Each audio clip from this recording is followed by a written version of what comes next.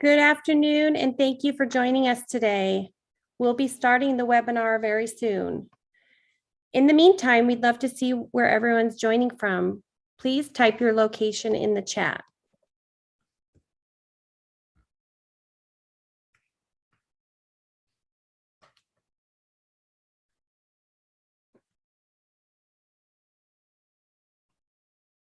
Over the next hour, a group of experts will be talking about how culture impacts our emotional well-being. They will discuss progressing past generational barriers and stigmas by taking charge of their personal emotional well-being and how we can work together to move forward.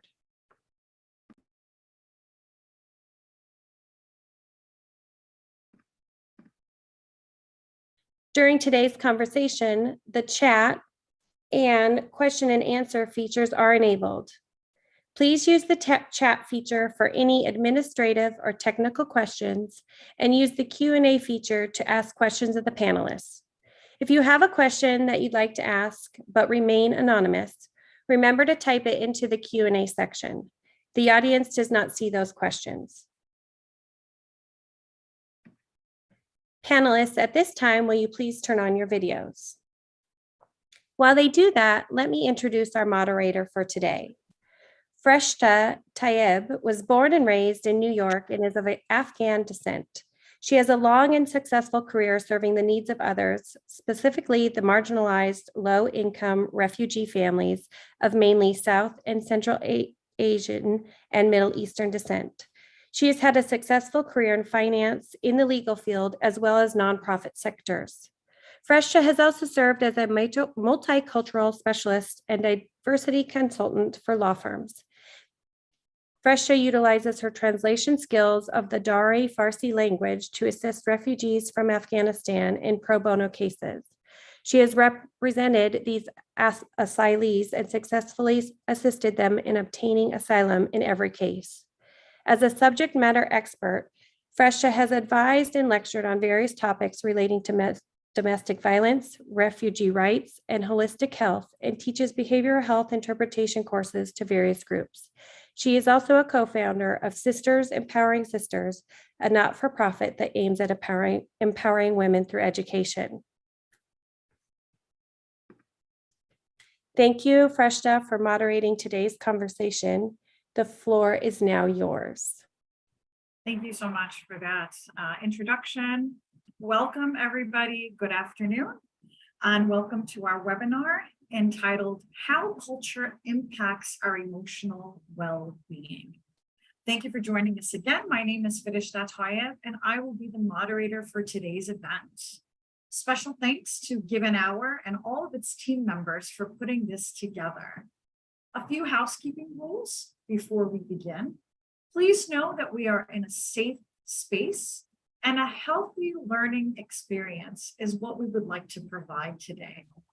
If someone has a question, we ask that you please place it in the Q&A box. If anybody feels that they want to briefly speak with someone and perhaps slightly triggered, please do send us a note directly in the Q&A box, and someone will get back to you with instructions on a follow-up Zoom link. Without further ado, I will ask our panelists to please introduce themselves. We will begin with Dr. Puente. Hi, good day. I'm Tony Puente. I'm professor of psychology at UNC Wilmington, and I'm also in private practice with a specialty in neuropsychology and specifically neuropsychology, and I'm a member of the board of Give an Hour. Thank you. Thank you so much. Ms. Dudley?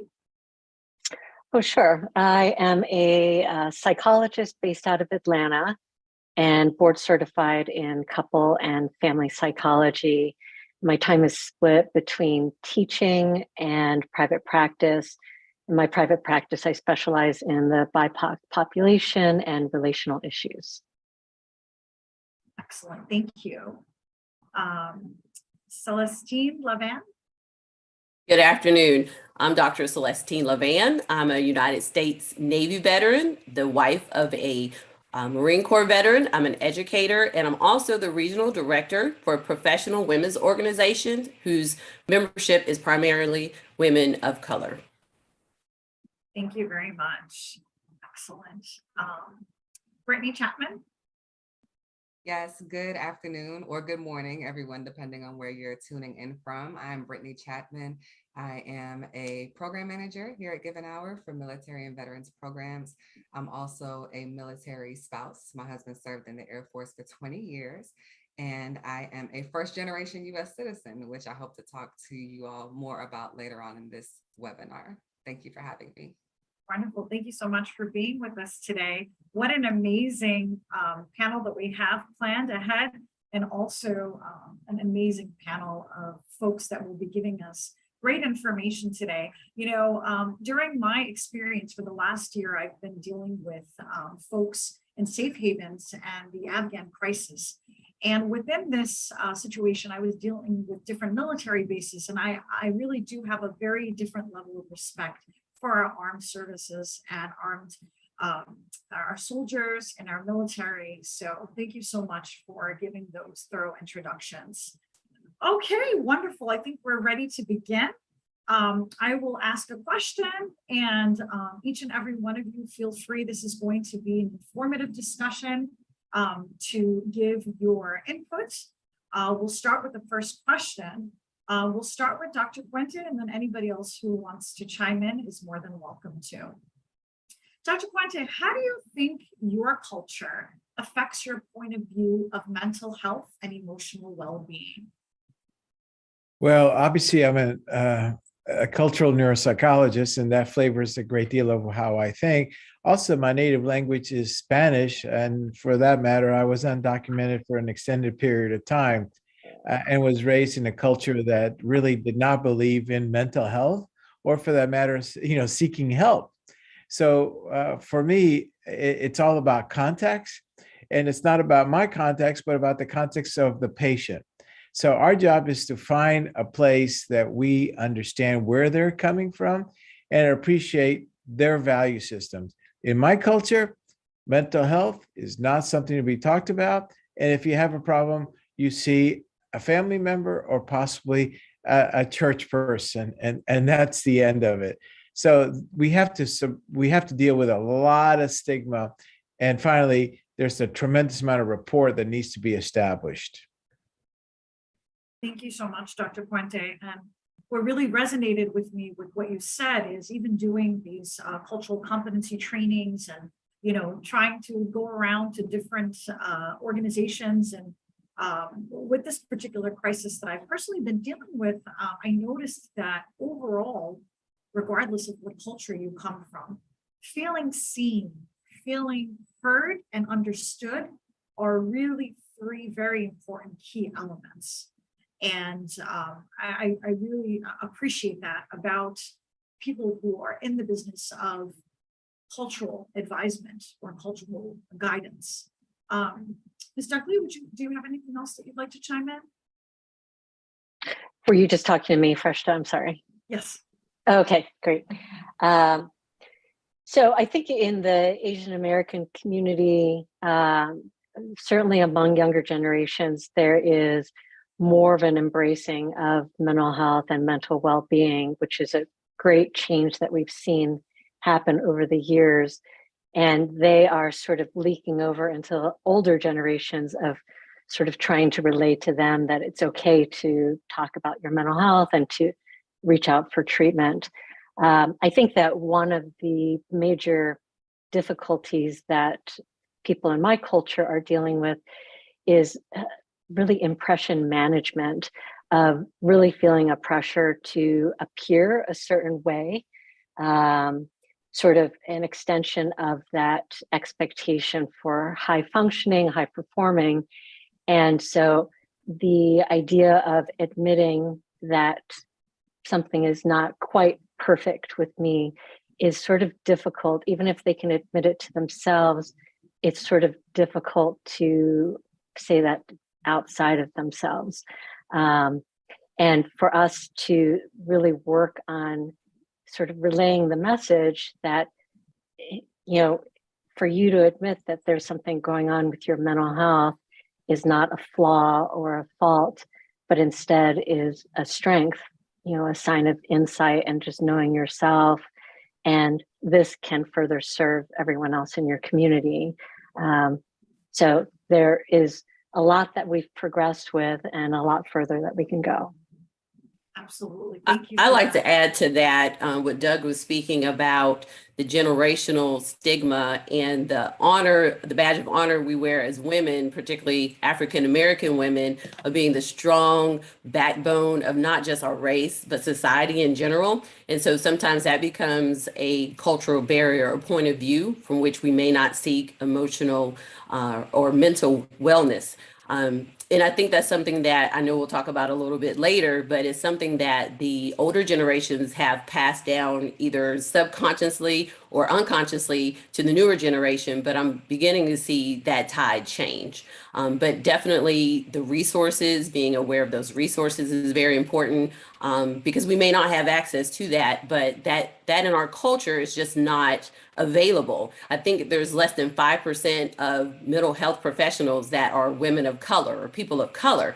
So that also may jade our point of view on how we seek out resources as well. Yeah, absolutely. Thank you, Dr. Levan. Brittany, did you have anything that you wanted to include? I think it's all been covered so well to this point. But just to piggyback on what was said, I'm particularly proud of how the younger and upcoming generations are really carrying the torch and taking responsibility for their mental health. And, a lot of times they say you can't teach an old dog new tricks. I don't think that's true because you can teach and lead by example. And I'm hopeful that a lot of what the younger generation and the upcoming generations are doing as it relates to taking that responsibility will actually titrate up. And, I think I've been fortunate enough to see how just them kind of living that out and walking that out has positively affected the generations that have come before them. And I really hope to see that continue. Absolutely, Brittany. And it's interesting going back to what Doug was talking about, just destigmatizing. I think whether it's in the Asian community and the Latina community, whether it's in the Black community, I think overall, destigmatizing a lot of this and breaking down this facade. This is what we have to appear to people. This is what we have to look like in front of the community. The community can't find out. What will people say? This is a huge phrase that carries throughout thematically in conversations. What will people say? Worrying more about community than the individual, sticking to that kind of extended family routine rather than thinking more about the individual. I know we started to touch on this a little bit, some of the barriers, but would like to delve a little bit deeper into what are some of the barriers that minorities face when talking about or seeking mental health care. We run a free clinic as well as a private practice. And one of the surprises that we've dealt with in the free clinic is some of our folks are concerned that ICE will follow the trail of them coming. So it's like, never imagined that immigration would be an issue in mental health treatment, but indeed it is. So it's a challenge. So that's one. How about my colleagues?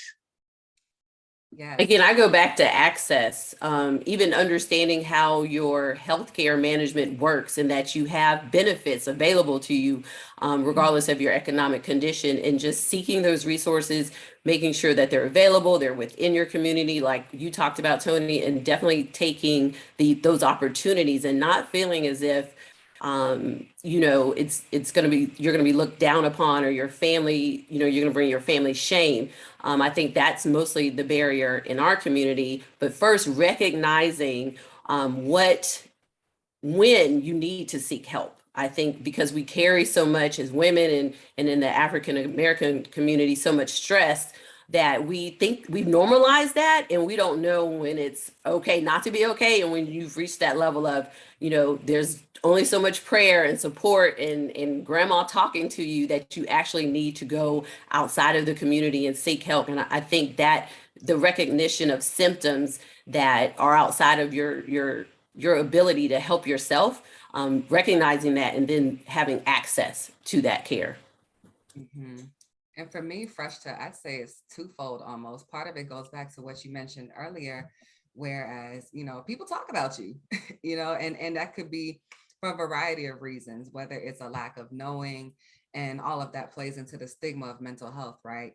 And when I'm speaking to people about mental health in its purest form, I'm like, listen, we have physical health and we have mental health. Just like your physical health, sometimes it's good, sometimes it's not so much. And I think just peeling back the layers to help people understand that we all have mental health, and at times it will waver and differ, is part of it.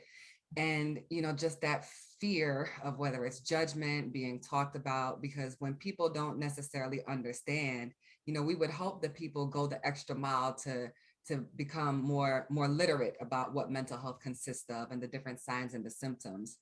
But when you have that generational viewpoint of it being such a negative thing, I think that really leads into kind of what that can look like, or what we see it looking like today.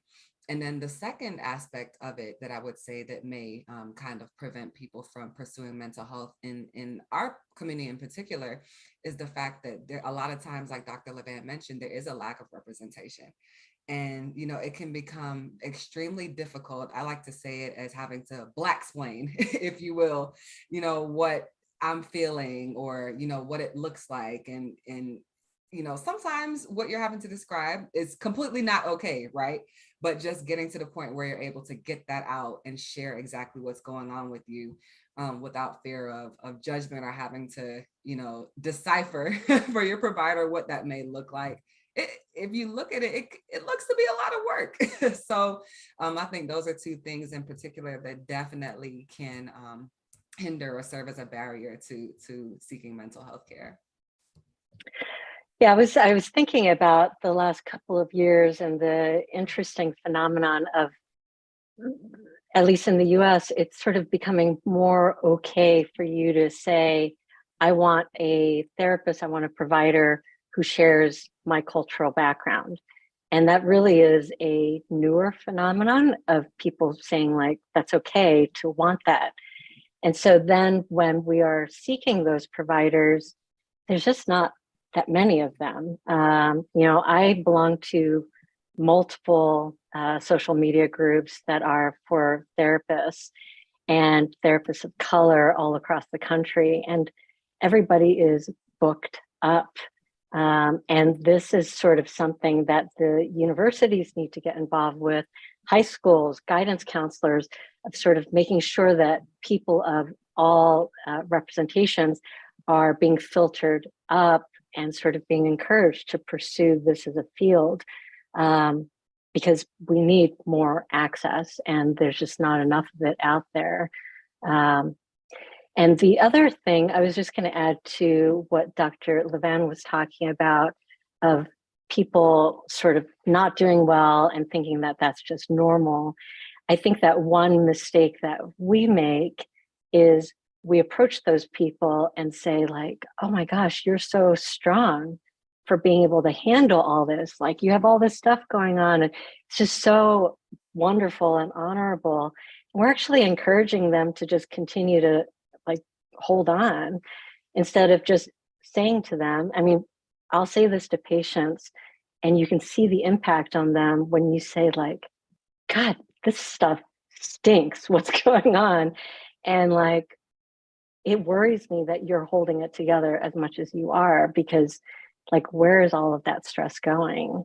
And they sort of need that permission to think, like, oh, it's actually maybe not the best thing for me to just be sort of white knuckling it. Yeah, no, these are really important points. And a couple things come to mind as I'm listening to all of this information. The first thing that comes up is, I've spoken to folks before and said things like, if you have diabetes, would you stop taking your insulin?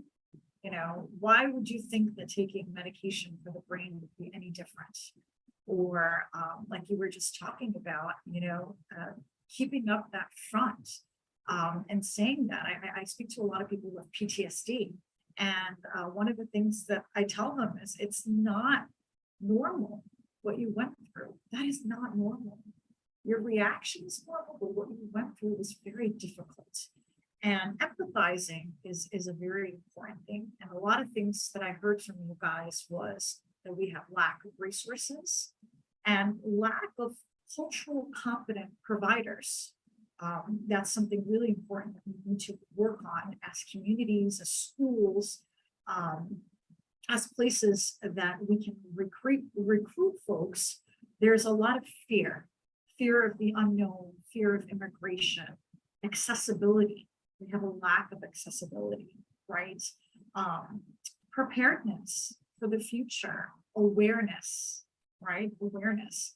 And I think when folks, especially folks that have been displaced or the refugee population, are really in survival mode, and they can't really think past meals, shelter, and not realizing that emotional wellness is part of that survival. Really great points, leading me to the next question, which is, how have you seen minority communities progress beyond these generational barriers?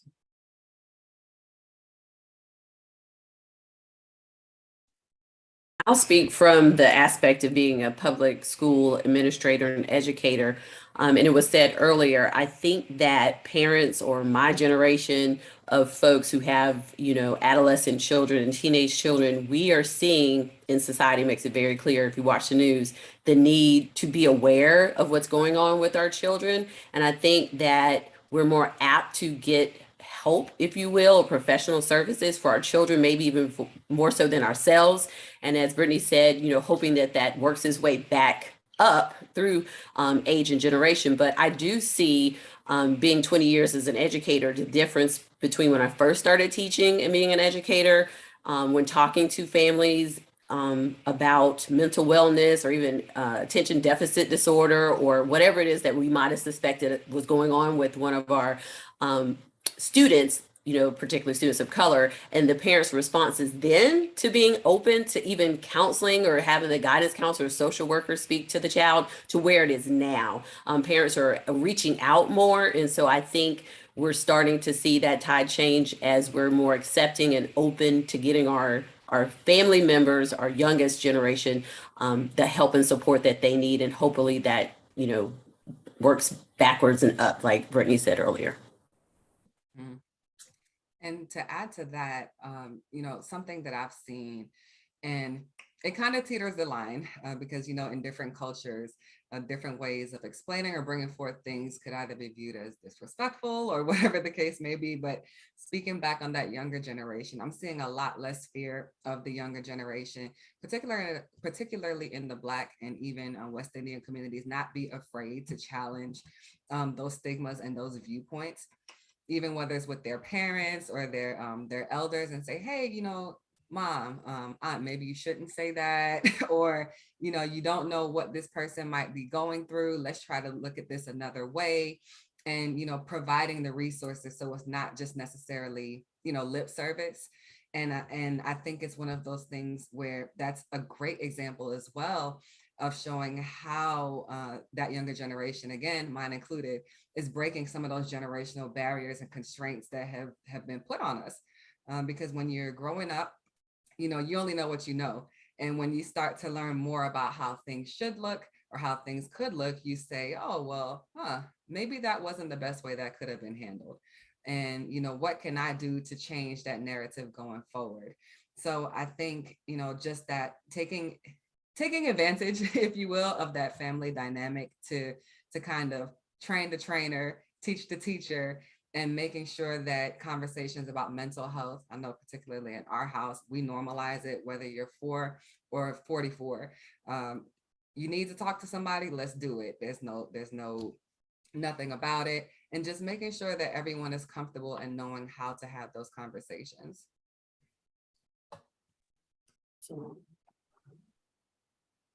I think similarly, sort of along the same vein, we've seen over the last several years, I think lots of jurisdictions across the country that have actually sort of put their money where their mouth is and have instituted funding for mental health education starting in grade school.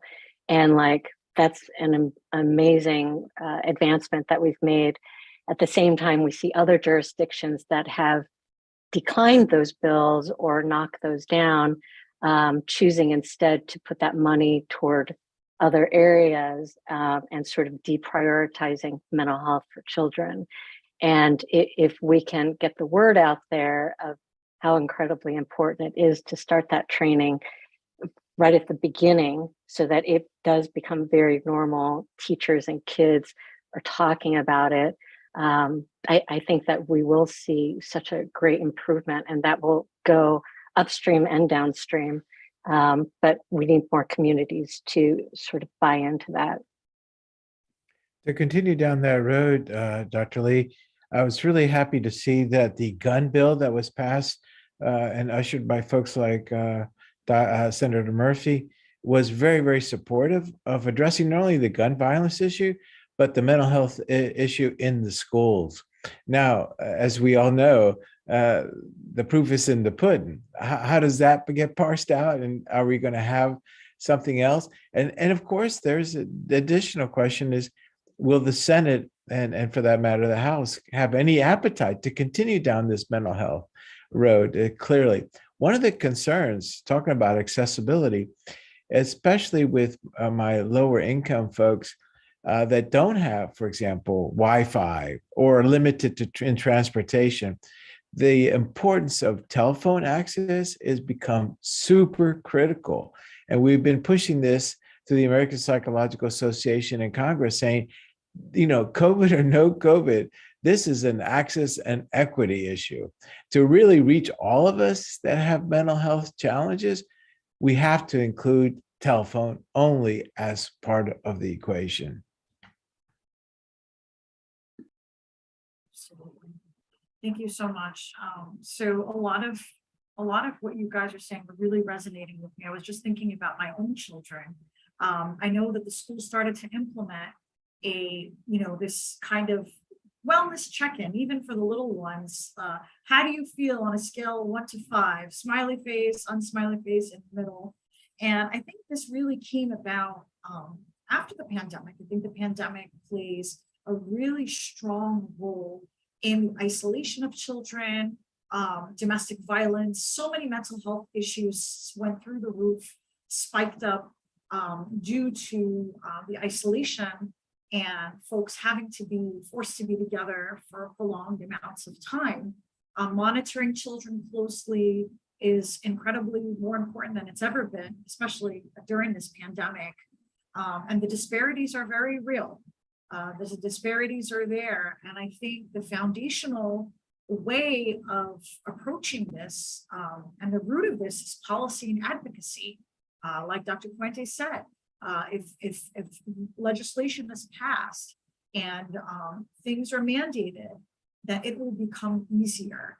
And I have to agree, Brittany, with what you're saying, that I also see an increase. The ray of sunshine in this is we do see an increase of the younger generation accepting this and asking and wanting help. So it seems as though we're, with respect to that, moving in the right direction as far as normalizing emotional wellness as a priority. Which leads me to my next question, which is going to be, what role do our respective communities play in this progress? How can minorities feel and prioritize mental health care? I love that question. And I'm going to do my best not to get on my soapbox about this. But in some of my my serial lifelong learner journeys, I learned about the Nimby Phenomenon, not in my backyard. And I think that is the primary thing that we need to get away from, whether it's in minority communities, majority communities, mixed communities, everything in between. Because a lot of times we see there's an issue and we see that something needs to be done about it. And we may see that there is a solution to that issue, you know, a hop, skip, and a jump around the corner. But it's not my problem to fix, or it's not my problem to solve, or we can solve it, but you know, what is that taking from me?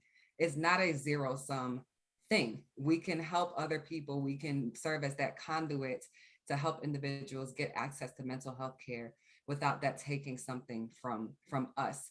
And that's really where, to me, that community aspect comes into play. Looking out for your fellow neighbor, looking out for your fellow brother or sister, looking out for your coworker, being aware enough to notice when something may or may not be wrong.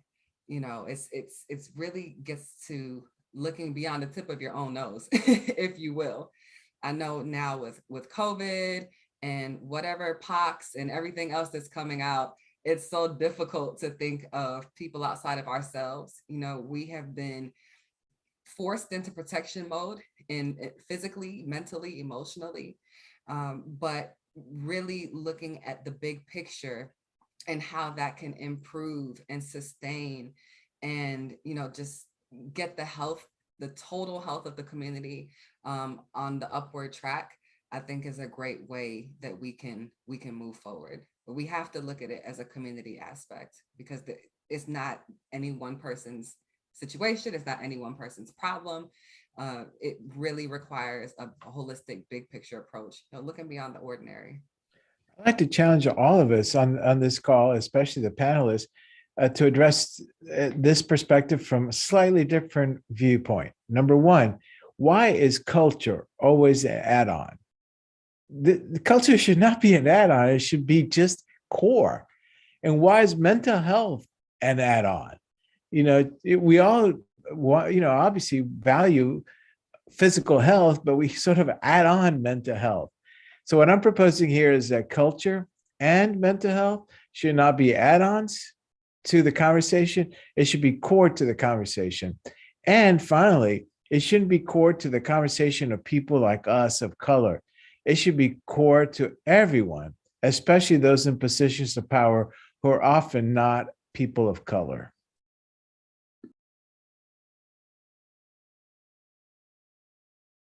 I totally agree with that. And I think normalizing the conversation and creating safe spaces, educating this generation of leaders.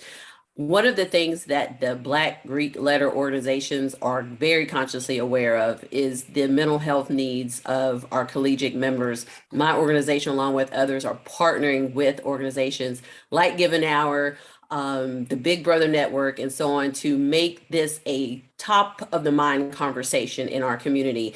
Because Black Greek letter organizations, their membership contains many leaders, political leaders, your everyday folks, we have a large reach. And I think that as a coalition, this is something that we talk about when we talk about social injustice. We also, not an add-on, make sure that we're talking about mental well-being, because it used to be a long time ago, you would see something happen in the news or on TV and you automatically in your mind knew it wasn't a person of color and didn't think that it impacted us. We can't say that anymore. And I think because of that, we're more aware and we see the need to talk about it, but it is up to folks like that are on the panel, folks that have access to large quantities and have influence in the larger communities of Black and brown people or disenfranchised, underserved folks, whatever label you want to put on it. It is up to us to have these conversations and create safe spaces, and not just keep that knowledge to ourselves, because that does no good, but to make sure that the people we serve in our communities are aware and have access to keep that conversation going. So thank you for that challenge, Tony. You know, what the other presenters are speaking on is making me think about, the tendency that we have right now is for a lot of folks to be driven by fear. And it is sort of encouraged by media, by what we see in the news, by what people are talking about. And as long as we are being driven by fear, it is going to cause us to sort of move away from proactively addressing mental health and instead go to reactively trying to make ourselves feel safe in whatever way that might be. So money gets diverted to law enforcement or to jails or to different programs like that, rather than children and mental health, which is very much a proactive move. And I think that, just thinking about my patients that I work with, that fear is sort of very much a big topic that's on people's minds. And people want so much to feel safe. And so how can we, and I don't have the answer, but how can we help society move towards a culture of hope instead of fear? Like, can we be driven by the potential of tomorrow instead of being driven by trying to prevent things from happening? If we are able to invest in society, invest in the mental health of our people, that will create a better future, a better potential for the entire world, rather than let's just be driven by fear, which sort of limits us instead of expands us.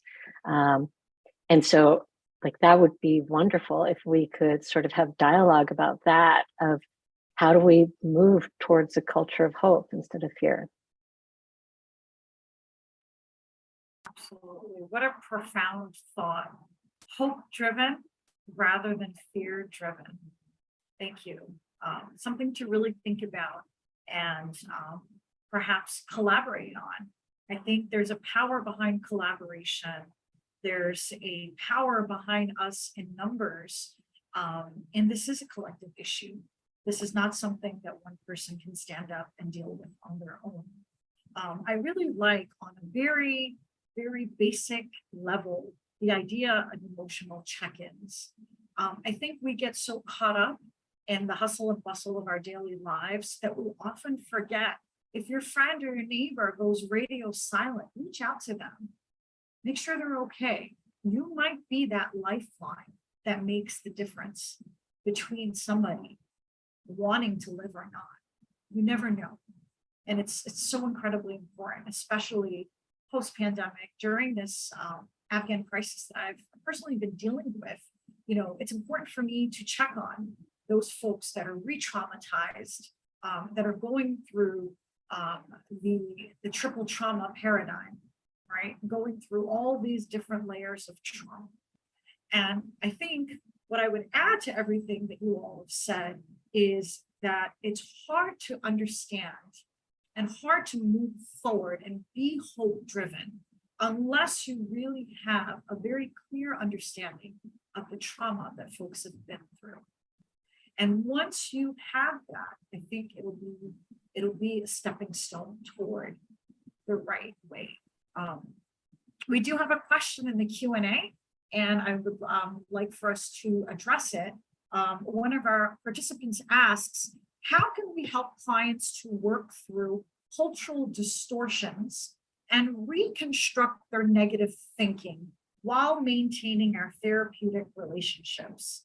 This, what would people say, is part of the culture that we're trying to understand. That's a great question.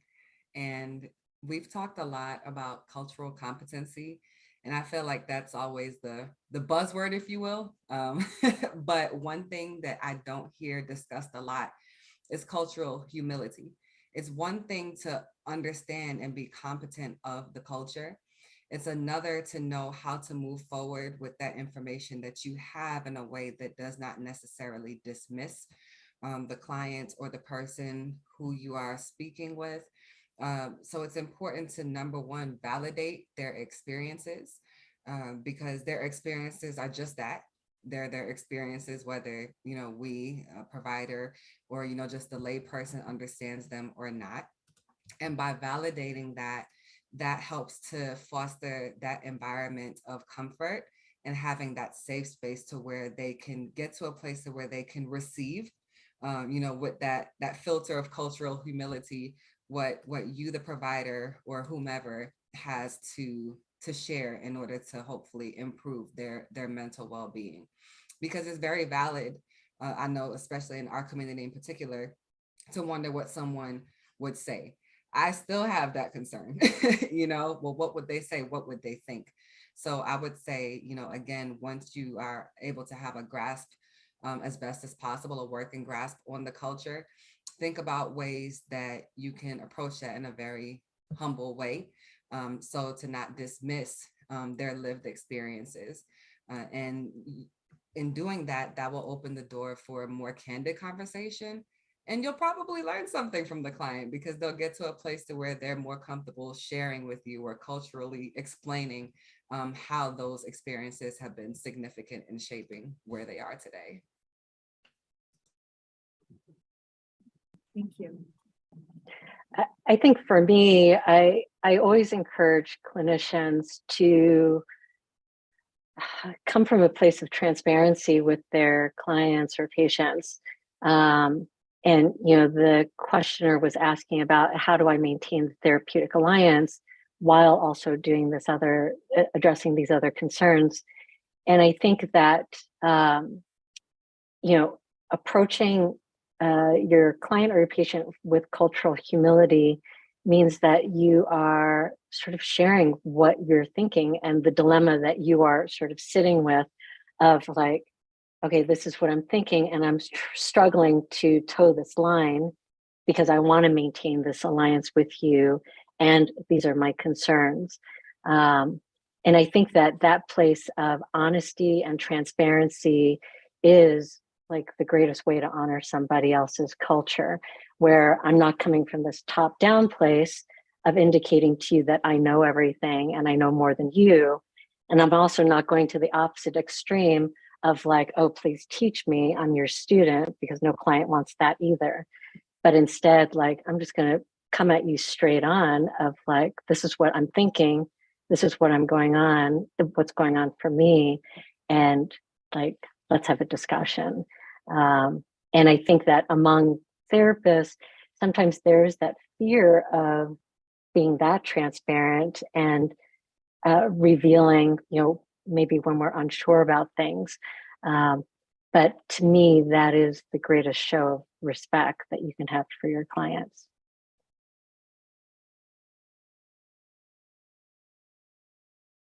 Anybody else want to chime in? One of the largest challenges I have, especially in my work in terms of assessment, is making sure people don't necessarily live with the numbers that I get, but they live with the context that they present with.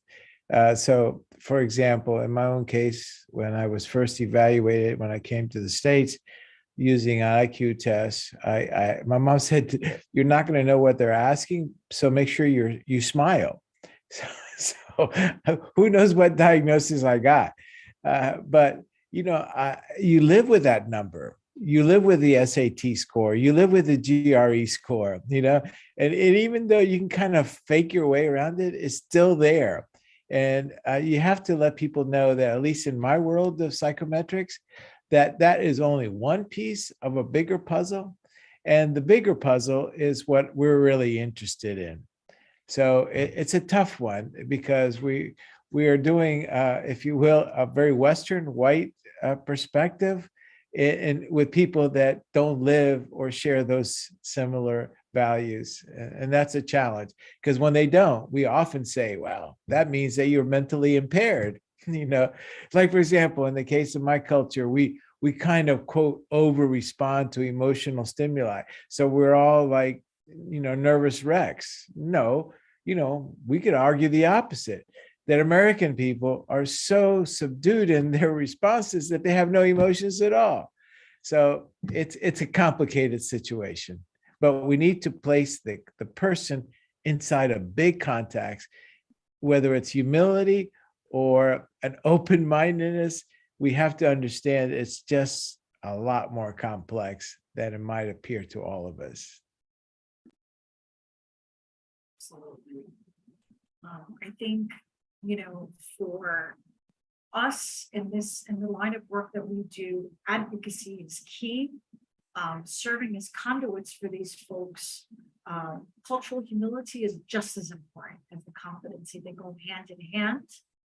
And when it comes to another aspect of this that we're going to get into now, language right? Language, when it comes to folks, we have folks that are bilingual, then we have folks that are serve as interpreters, and they may or may not be trained or effective.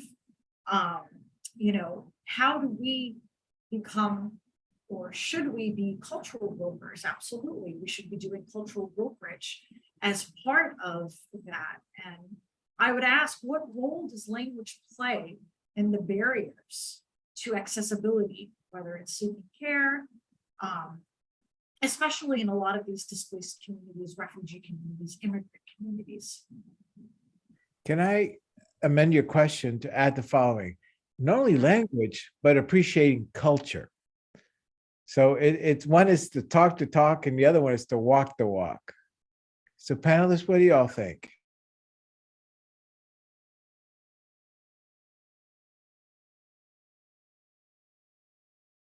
I'll just speak from, again, professional experience of working with Latino immigrants in the school system and getting to a point where we needed to address a mental health concern, or even just a health concern. We had to educate support staff in order to help them navigate that system or go to the initial consultation. Something that you wouldn't necessarily think teachers and principals and social workers would have to do. I think, going back to an earlier point, society and definitely the educational system is seeing the need to expand beyond the books and to help our families. So we make sure that we employ folks and that can go along with our families to get those resources done. So I have definitely seen firsthand how culture, language, and understanding of how to navigate the medical system, how to go about advocating and speaking up for yourself, the hesitancy for some of our immigrant families to raise their hand and want to seek help, and feeling as if, they're in the country, they're new to the country, now they have this substantive issue with their family member, they don't know where to start. I know personally, my organization has helped to eliminate those barriers by having someone go along with to help them navigate those issues when they arise. So that's just my slight limited scope professionally from the education world. So that is something I definitely would love to hear more from the panelists on the provider side of what that looks like, because it's definitely a needed conversation.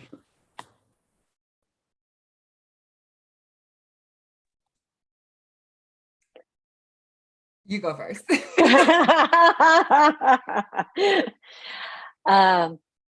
So, I am very much language focused, and it's sort of if you know me in my personal life, sometimes it can make things a little bit complicated with me because I pay so much attention to the words that people use and the affect or the emotion that sort of is implied by those words. And with my clients too, I very much pay attention to the language that they're using. And what I try to relay to them is that language, the intention or the connotation behind the language that you use sort of plants itself into your brain in a certain way and then has greater impact, like a ripple effect, where if you are constantly saying to yourself, I'm sick, using a word like sick has a definite meaning, there's a connotation, there's a picture that goes with that. And you're constantly saying that to yourself, you're saying that to other people, and it's sort of planting itself. And Dr. Puente could say more about that. But there's this neural pathway that's then created where it's like, okay, definitely, this is my identity. I'm a sick person. And so this is going to then color the way that I interact out in the world. And if it's that language is either coming from you or from your community, the people around you who are using that language, your friends and your family and neighbors, every time they talk about someone in therapy, they whisper or they're sort of like making side comments. That type of languaging is also contributing to whatever that neural pathway is inside your brain. And so we might think like, oh, well, we're just talking about other people. We're not saying anything bad about you. Why should that impact you in a negative way? And all of the language that we're being exposed to is impacting each of us. So there is no innocent jokes or innocent comments, because as long as that is within my purview, it's impacting my perspective on that. And so then I would be much less likely to admit that I'm seeing a therapist, or that something is wrong with, my life or how I'm seeing things. And so for everybody to have a greater understanding of how powerful language is, and whether or not you're addressing comments to me directly, it's impacting me. It's sort of the same concept as the way you talk at home if you have children at home. Even though you think the kid isn't listening or the kid isn't in the same room, everything that you're talking about is impacting their sort of picture of the world. So for all of us, I think it's just very important for us to realize the power of the language that we use, even if we are just trying to be very casual about things. Maybe I could share something I shouldn't be, but I will. When I got involved in doing mental health work for the indigent in my community, it was actually my daughter who got me involved, and she said, "Let's go translate at the free clinic, Papa." So we did. And I was noticing that what the physicians were asking the patients was wrong. Okay. So I started asking the right question to get at the root of the problem. So it's like they're asking all these technical questions, and for my patients, that was like a totally different language. So I faked it just to get at the issue in question. That's so important, Dr. Puente. You made me think of the program that we had at the Virginia Department of Behavioral Health Services. We have this program where we actually have a special training for behavioral health interpretation. And the significance behind that is to make sure that these interpreters know the correct terminology, right? They understand the context of the situation. They know what to do in case of an emergency. They ask for a pre-session from the provider, post-session. And you would be so surprised if you've seen or had the experience of bad interpretation and what that can happen, like you said, depending on what a person is asking, or depending upon the behavior of the individual who's interpreting, can be triggering for somebody for certain types of diagnoses that they might have. I've seen it a lot happen, at the safe havens that I were, where people were having episodes and interpreters were mimicking tone. And I'm like throwing my hands in the air, like, no, let's talk afterward. We can't do things like that, where a trained interpreter may normally just have a very, just relaying information as they're supposed to. But in this particular setting, there's so much to think about, and there's so much to be prepared for, that there has to be that very specialized training. And hopefully providers will start to use individuals who are in this field and have been effectively trained. So I think that this has been a very fruitful conversation, and we've certainly learned a lot from each and every one of you. What are our next steps? What's our action plan? What should we continue to do to continue the momentum and the progress? And specifically as a board member, I'd like to ask all of us, including our moderator, what's the message that we need to send to the board to make sure that Given Hour considers this as core and not as an add-on presentation during the month of July? Any suggestions?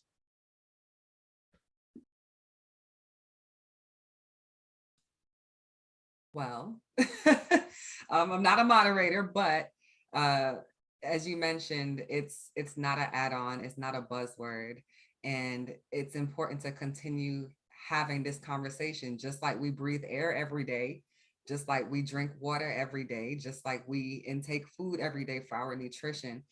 The conversation needs to continue, because that's how you normalize the details of the conversation. That's how you expand the reach of the messaging. And more importantly, that's how you get to the root of some of the issues that sustain the disparities that we've been talking about, whether it's health literacy, continuing access to care, just having a conversation with someone and even knowing remotely the right words to say. Having those conversations continue is I think is the biggest and best next step, so that it does not just remain something in July or September or any other mental health month, because every day that we wake up, that we breathe and live, we have mental health, regardless of color, gender, race, ethnicity. It's not going anywhere, and neither should the conversation.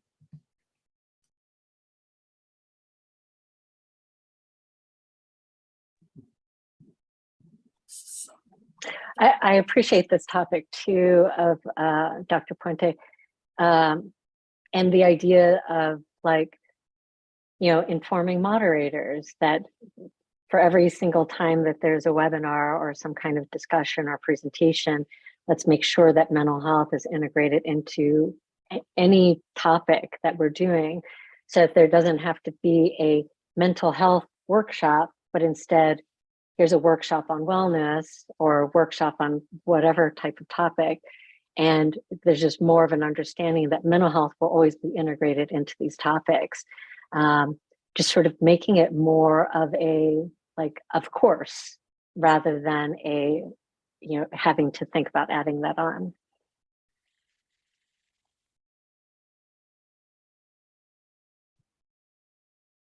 Absolutely. I would say start at home, right? Everything starts at home, normalizing these concepts, start with home, with family, with community. And I really like, Doug, this idea at Cornerstone, where I'm an interventionist, we do workshops. And one of our workshops are actually refugee wellness. And we mandate this. Sometimes you just have to mandate things until they become normal. Say, listen, we want you to come to this, we want you to attend this, so that you can listen and understand how important emotional wellness is. Implementing this from infancy all the way up, the younger we start, the understanding, the better it's going to get. And lastly, I would say, we're human first before we're anything else, before we're providers, before we're interpreters, before we're clinicians. I think coming into any of these situations with an open mind and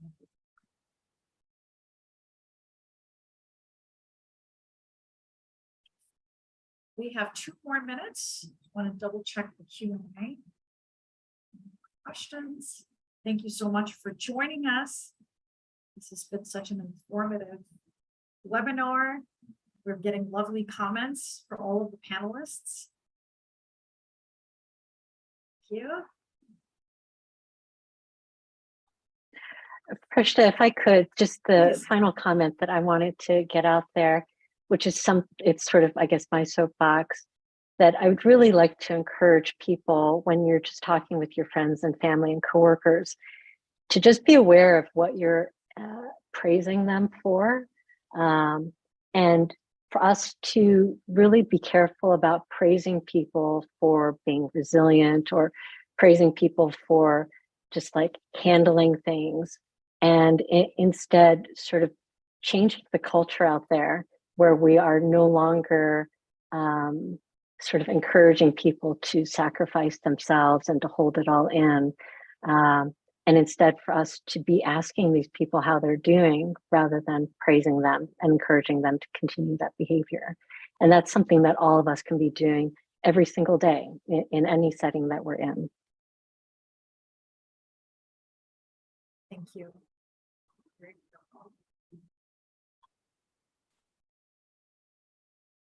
Anything else? Okay, 1 o'clock sharp. Thank you so much for joining us. I'm so happy that we were able to get through 99.9% of our questions. It's been a pleasure moderating this webinar. I hope you have a wonderful afternoon. Take care and be well.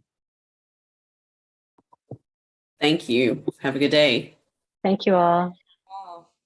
Thank you very